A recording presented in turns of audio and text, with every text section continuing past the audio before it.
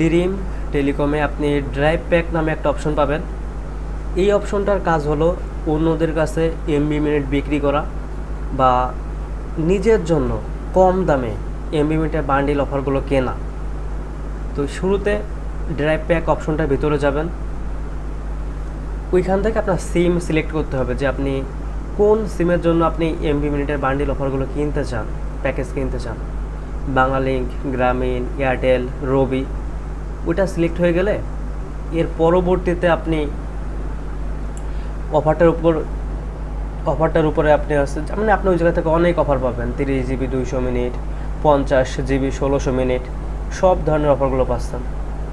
এরপরে যে আপনার যে অফারটা পছন্দ হবে সেটার উপরে ক্লিক করবেন। ওই নাম্বারে আপনি কোন অফারটা মানে কত টাকা মানে সব তো এখানে দেওয়া আছে। আচ্ছা, ভিডিওটাকে সাবস্ক্রাইব